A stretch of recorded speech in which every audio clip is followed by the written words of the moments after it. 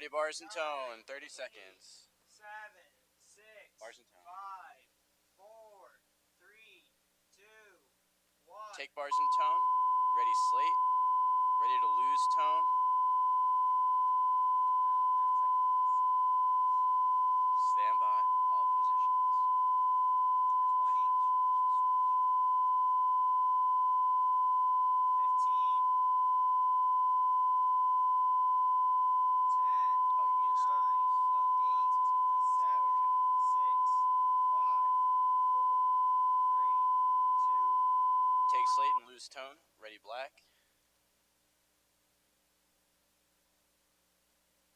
10, 9, 8, 7, 6, 5, 4, 3, 2, 1. Take black. Ready, full screen graphic and music.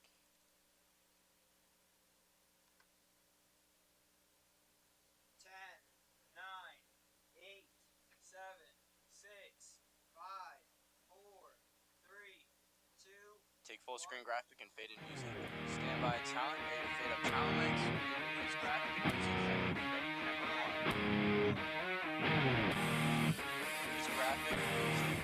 Take one. Hi, thanks for tuning in to this one-time special edition of the Witching Half Hour.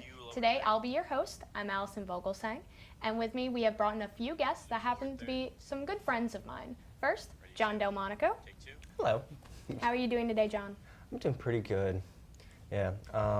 Woke up, had a fabulous breakfast. I had one Pop-Tart Camera two, you and cannot like move a when half you're a on glass the of orange phone, okay? juice. Feeling pretty spry. And what is it that you do? I do custom framing at a craft store. Great job. Pretty easygoing. Not a lot to do. Get to talk to fun people. And then for school, I am going to school for media art and animation. Basically entails like 3D animation, concept art, character art, that kind of thing. All right. And also with us we have Jess Falver. Hi, How are you doing today, Jess? pretty swell. I woke up at like 7 a.m., very tired. Went to class for my 8 a.m. I went to photography. I go here at Rowan, do graphic designing. It's a lot of work. Ready, one. But for like actual work, I work at Staples at our print lab. And it's very like stressful, but I kind of go with it. All right. And for these guys, I know them through my job at AC Moore because I work there as well. So I know them fairly well for this entire thing. Today's topic, we're going to be talking about our fears, what causes them, why we have them, Cigarette. what we can do to get rid of them. So maybe you have a fear of getting to class late. In order to fix that, we have the Rowan Shuttle.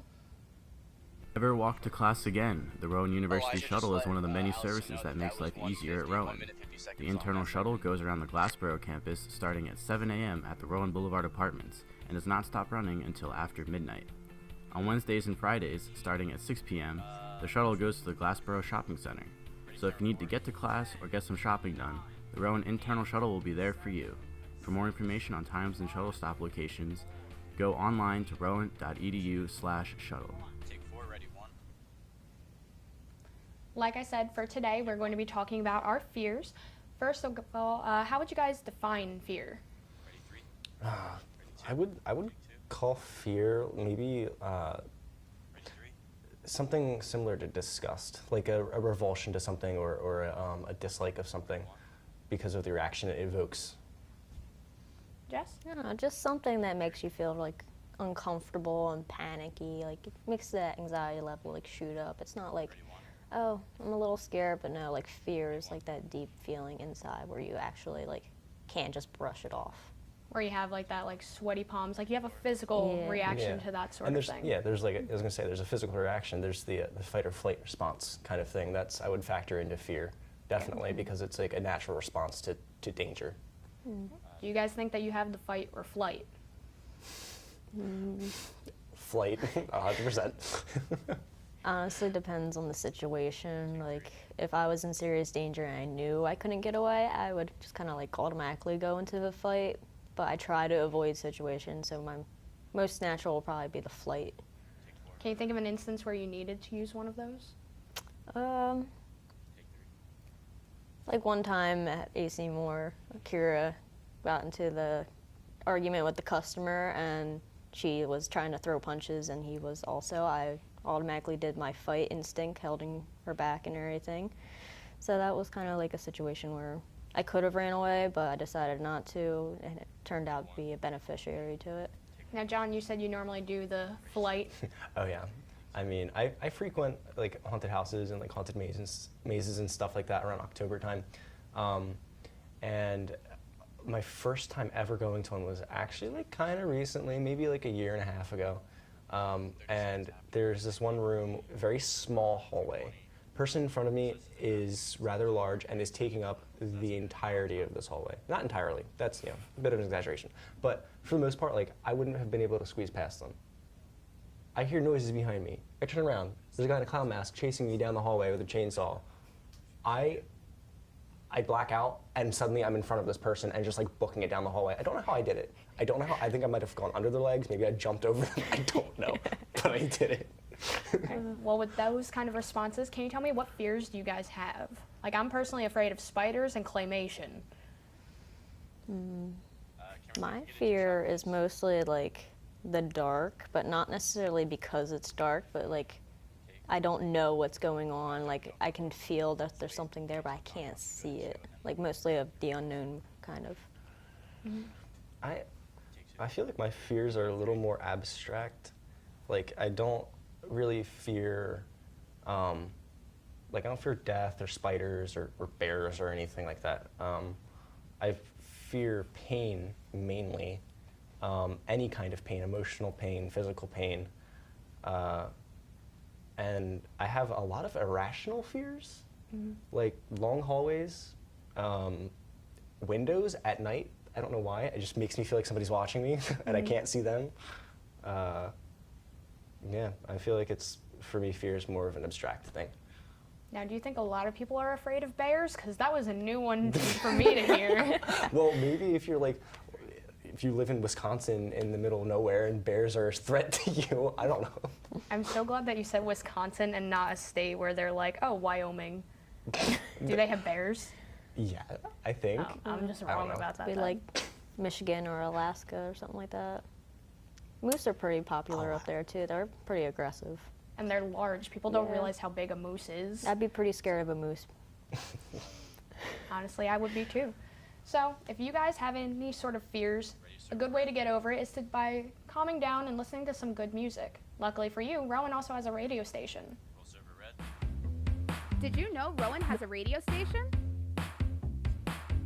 Rowan Radio is a public station that broadcasts to listeners in South Jersey, Philadelphia, and Delaware. 7:15. Our station members are student volunteers who work hard to produce daily content. Our music library has thousands of vinyl records and CDs and over 10,000 digital music titles. So tune in to Rowan Radio 89.7 WGLS FM or online at rowanradio.com. Take camera one. Thanks for tuning back in. We're going to go back into our interview about certain fears that we have. Now, John, you already touched a little bit on irrational fears that you might have. Can you tell me why you might have some of these, like the hallways or the windows? That's hard. That's, that's kind of hard to, I guess, elaborate on. Like, there's just certain elements, like, I guess, the fact that there could be, like I said, the hallways when it's dark.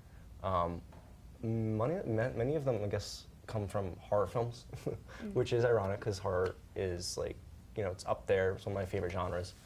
But I guess as a kid, I kind of internalized some of that, and it comes out in weird ways as an adult. Gotcha. Now, Jess, do you have any irrational fears? I'm not too sure. I mean, I kind of feel like the dark is an irrational fear for being like 21 and still scared of the dark, honestly.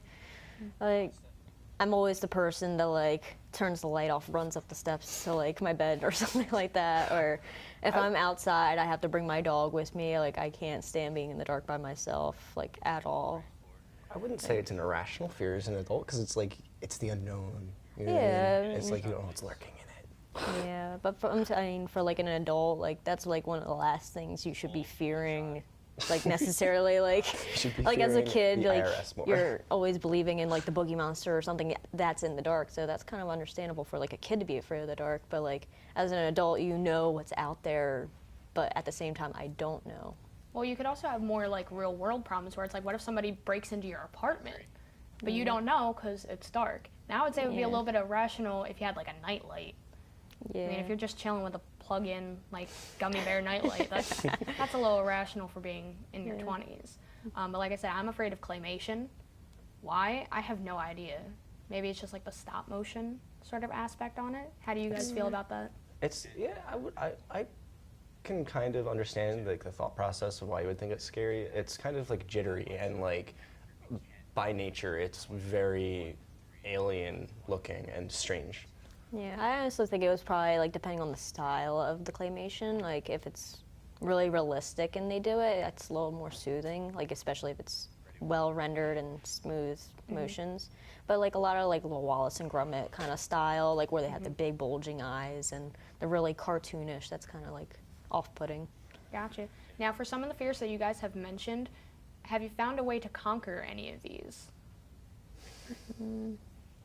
I tend to like, if I take my time and like really figure out what's out there, like listen what's going on in the dark, I can try to like pinpoint what it is and where it is, so it kind of like calms me down to at least have an idea of what it could be and not just go off the chain and just think it's something totally irrational like a cougar in my backyard. I would say I kind of follow like a similar logic where I sort of will realize like I'm panicking or like I'm kind of like, you know, getting a little freaked out by nothing, so like I need to breathe and center myself and think like All right, Elijah, it's we just got a window, 25 it's just a seconds left sliding on glass this. door. Like it's dark out, yes, but like there could be like a chest full of gold coins out there. I don't know. There could also be like a murderer waiting. I don't know. What if it's a murderer with a chest of gold coins? Pirate.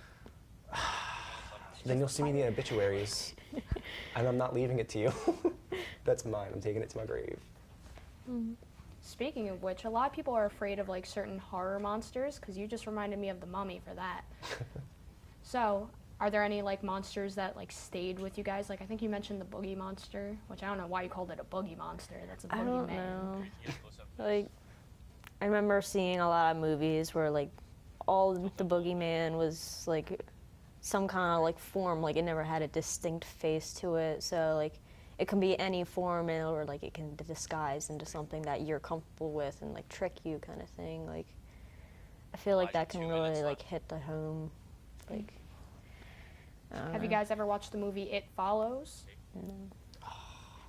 So basically, No. what that one is like, how you were saying, it takes the form of someone that you trust, and then it goes to try and kill you. I'm not going to go into specifics because it's a rather racy film. If you want to check it out, though, I know, like for me, I also don't swim well, so I know like anything that had to do with the new one that came out, The Shape of Water, having to do with the creature of the Black Lagoon. Oh yeah. So those kind of creep me out. Do you guys have any fears of water? As a child, yeah, I did. Actually, I would get freaked out in my pool, thinking Why? like, I don't know. I would think there's like a snake in it, like outside of the outside of my field of vision, and it's like I would turn to look at it and it'll go behind me or something. And, like, you know what I mean? I would just have like stupid irrational fears like that even as a kid. I actually kind of had a problem with that. Like I went into like a natural swimming pond down in like Virginia, and I almost got bit by a snake. But I'm still not like too scared of water. I just always had that like stupid fear of like a shark in my pool kind of thing, like every kid Oh had. yeah. I actually so I went when I was very young. I must have been 5 or 6. There was a lake near my grandmother's house. You can swim in it. Elijah, 30 You can seconds fish on in the it. segment. Make sure you wrap them up. There's a divider, and you have to have like a license, and you have to register to swim, and there's like a lifeguard and all this and that. Grandmother didn't bother with any of that. She was just like, yeah, go swim in, it's fine, I'll watch you.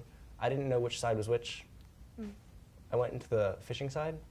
Long story short, I came out with leeches all over my back.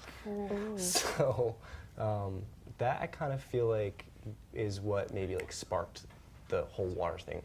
But All right, so everyone knows that conquering fears is all about taking charge of your life, finding out what's actually out there, you know? So you need to do what's best for yourself, but don't do just what's best for yourself. Do it for others too, and our environment. Rowan University is committed to reducing greenhouse gas emissions and creating an active culture that helps preserve the environment, protects the planet, and leave a smaller carbon footprint. Consider walking or biking as an alternative to driving. Recycle and invest in a reusable water bottle. At Rowan, students care about the environment. Join us in the practice and promotion of environmentally responsible choices. All right, so we are back. Now we're shifting the topic a little bit, but we're still on the topic of fears. I wanted to ask you, Jess, what are your specific spiritual beliefs? Well, religiously, I am atheist, so that's kind of like science all the way through. Like, there's some kind of scientific reason behind everything. Like, if you happen to like some people, they'll be praying, oh, I wish I could make more money, and they happen to stumble on $1 on the sidewalk. That's some kind of scientific reason. Maybe someone lost that dollar and it just happened to blow past you, or some kind of reasoning that's not just prophecy or it happened because it was meant to be. Gotcha. Now, did you grow up with that, with your parents, or is that something that you've grown into as you've gotten older? Well, in my household, we're very open with religion. My mom's Christian, my dad's non-religious. So in a way, I was able to grow up believing what I truly believed in. My parents didn't try to push me either way. Now, has this influenced any of your fears at all? I don't believe so. I mean, in a way, maybe having the fear of in the dark unknown, because since I don't believe in a past life, maybe I'm fearful of I don't know what's going to exactly happen. If I do die and I just happen to be in the casket for the rest of the Earth's life, or if there is an afterlife, what would that be? Gotcha. Now, John, do you have any specific spiritual beliefs? No, nothing terribly specific. I would identify as agnostic. So I don't worship, I don't pray, I don't practice, but I do believe that there is a kind of higher power.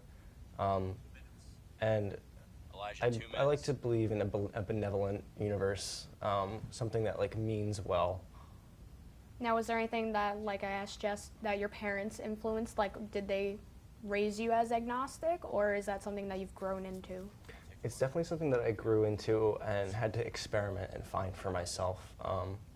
My parents, before I was born, were Roman Catholic, and then, at some point they kind of fell off the bandwagon, stopped going to church, didn't really press it onto any of their kids. They didn't press it onto my sister or my brother, so they kind of just let me explore and figure things out for myself. Gotcha, because I know us being friends, and we've talked for a while, we've been friends for about 3 years minimum for what we've worked with. I myself, I'm Wiccan, and that I found on my own. Parents, like yours, were raised Roman Catholic. So in that sense, they kind of let me go as I needed to find things out. I think we've actually shared books about this, where I've shown you the series that got me into Wicca, and then you showed me when it was The Alchemist, I believe. Now, has that influenced you in any way? Yeah, I guess it's kind of, it made me look at the world a little broader. That even though I believe the universe is a certain way, I could be completely wrong, and I'm open to that possibility. If somebody comes to me with proof that I am wrong, then I'll be open to it. I'll be like, okay, yeah, I'm wrong. 30 seconds in this segment. Let's work on that. All right, so open-mindedness is definitely a huge part of any of this. When you don't really know what something is, or you think you might know, but you're not entirely sure, that's normally what causes fear. We've been talking about the fear of the unknown. So, if you make it known, you're not fearful anymore. We did a sort of exercise like this where we took to the streets of Rowan with their students. We showed them pictures, asked them what they thought it may or may not be, and certain topical questions about that sort of thing in a game that we like to call I Can't Believe It's Not Satan. All right, so we're starting with our first couple of guests. And your names again? Michael. And Joshua. Elijah, we're at 8 All right, so we're gonna start out with this first one. Guys, can you tell me what you think that this is? That's a ritual circle with a star in the middle. I don't know the name, but I've definitely seen it in abandoned houses before. It's a star in a circle to me. I don't know what that is. I want to say like the satanic star. Next segment's gonna be 4 minutes. It's a circle with a star in the middle. It's a star. I actually don't know. Now tell me, is it satanic? I've seen it used with satanic imagery, but I don't know if that necessarily means that it is. yeah. I wouldn't say satanic. I would say it could be used for a lot of things. This one is actually the Wiccan symbol, uniting yourself with the other 4 natural elements. So this one, it is not satanic. Either of you watch the show Supernatural? All right, well, this is Mark Pellegrino. He plays Lucifer on the show. Is Lucifer satanic? Lucifer is an angel, fallen angel. Satan is another entity. I don't think Lucifer is satanic. He's angelic. He's still an angel. I mean, isn't that kind of synonymous? Maybe I don't know. Maybe I'm ignorant. I'm going to say yes, satanic. Is Lucifer satanic? No. I thought so. I thought Lucifer meant the devil. Yes. All right, you're actually wrong. Really? Lucifer is considered the fallen archangel. Yeah. However, he is not part of the religion for Satanism. Oh, okay. Can you tell me what this is? Okay, if that's not satanic, then I don't know what's going to be satanic. Although those are Hebrew letters, so maybe not, because they don't believe in hell. So I'm going to say no. That one looks like the first one, just a lot more what I know as being satanic with the goat stuff. I know the goat is like, I've seen imagery where the goat is the head of Satan. No. It looks a little creepy though, but you know, I'm just gonna say no, it's not satanic. Now that's Calculating satanic. for everything. I see the goat. I see the yeah. I would That's believe that satanic. is satanic. I rebuke thee in the name of the Lord. Jesus Christ. What? Oh, the irony. So you guys are actually correct. This one, it is the Levian Satanist pentagram, including goat and all. So that one, you guys got that one right. I'm going to actually read this one out for you. So it says, do not give advice or opinions unless you are asked. Do not tell your troubles to others unless you are sure they want to hear them. And do not make sexual advances unless you are given the mating signal. Do you know what these are? I feel like for some reason like this is like a trick and like this is like Christianity or like something weird like that. No. Those are normal. Yeah, it sounds like. I feel like those are normal things that you would hear. I'm going to say yes. Yes. Yes. These are satanic. It is part of the 11 satanic commandments. All right, and we're on our last one. Can you tell me what this is? Ooh, That is a ritual table. That is, yeah, absolutely. That looks like Drake signing his life away to the Illuminati. Whoa, You know, signing his signature We of can't get blood. into that. We can't get. That's another story for another day, Mikey. Looks like a ritual of some sorts. Some sort of ritual. It looks like stuff that you would see in when you go to like I guess like a psychic and they have like the store. Like a reader or some sort of. Yeah, I guess, yeah. No, not a clue. Is it like some kind of what's the word? Like when you summon something? Not exactly, but do you think it's satanic? I'm going to say this is definitely satanic because there's a lot of triangles going on in this that you can form a pentagram with that. Or maybe this is just like Bam Margera's basement. I'm gonna say no. You're correct. Woo! This one links One back out of- to our original. It's a Wiccan Yeah. ritual altar. Okay. So it's normally used for spells for healing and being prosperous. Take camera 1. Fade to top. All right, so that was I Can't Believe It's Not Satan. What did you guys think?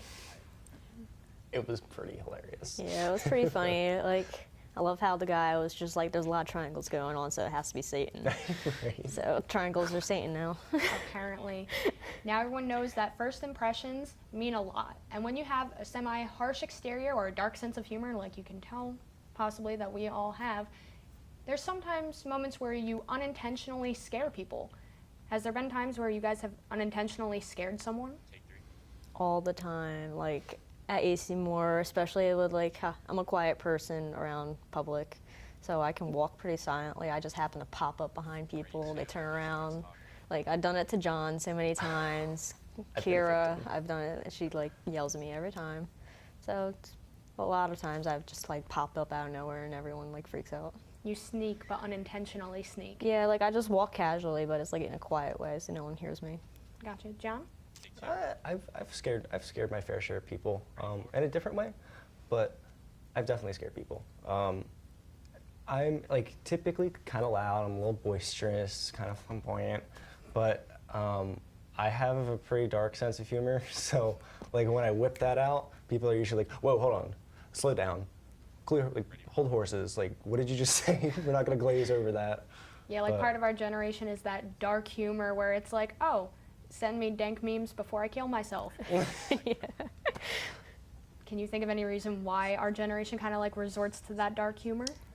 I feel like it's like a coping mechanism where like a lot of like our parents growing up, they were just kind of like taught to like keep to themselves, don't worry about like how other people are going to think about you. But like us growing up, we're told to be like more expressive and everything, so we're open about like how we actually feel, whether it's like jokingly or actually serious.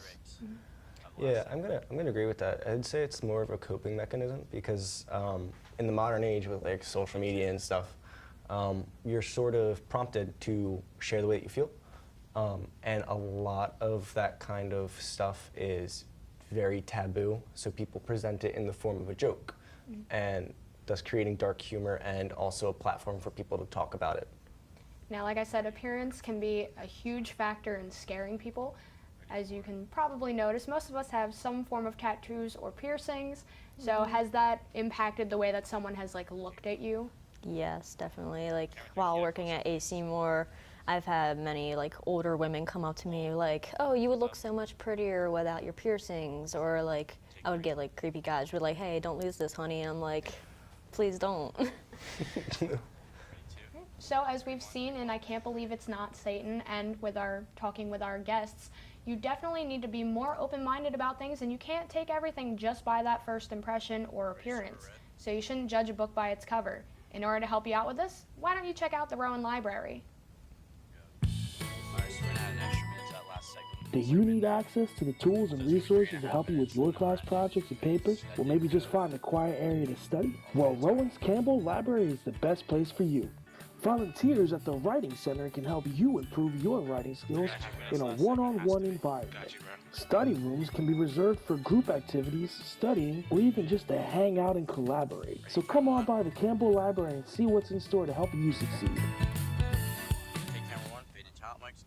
So hopefully now you have a little bit more of a background to see what is actually out there and don't just take that face value. Now, we're also looking at things where we talk about unintentionally scaring people. Is there a time where you have purposely scared somebody because you knew you can? Every possible opportunity. I'm kind of terrible in my house. Like, I'm a bit of a menace. I'll wait around corners and wait for somebody to come by, and I'll just like, or when I was little, I used to take like little toys, like rats or spiders, and I'd put them in the cupboard. So when my mom went to go grab a plate, she'd see just a fat rat sitting on a plate, and she would just scream.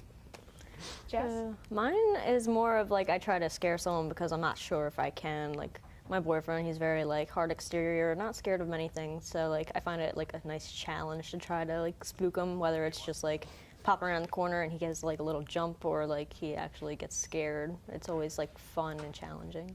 Are there any times where you've tried to scare somebody and it just completely backfired?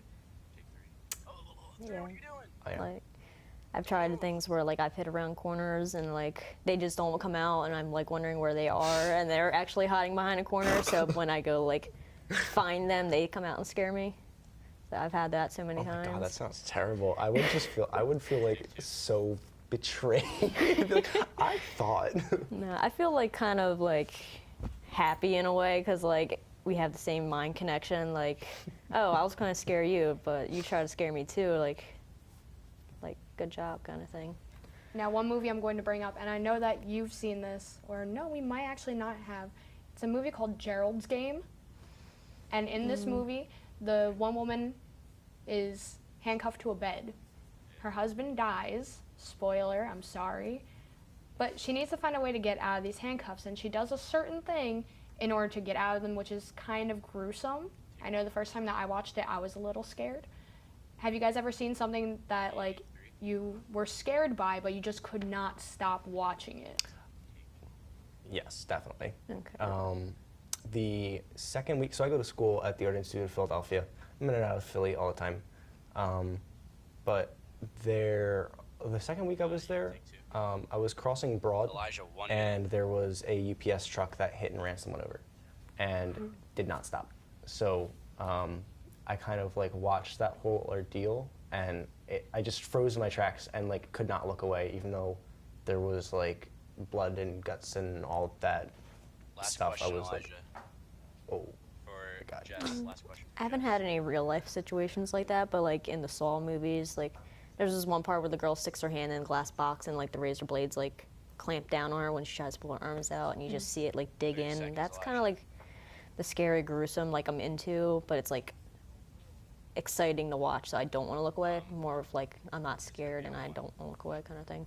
All right, now, while I wish we had more time to talk about this, unfortunately that's all the time that we have. I wanted to thank our guests today for taking the time to be with us.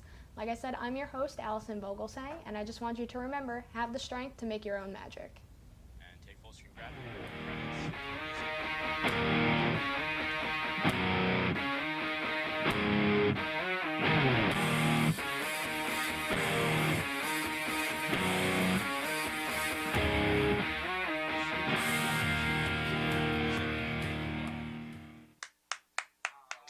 Good job, everyone. Nice job, everybody. We are going to take a group photo on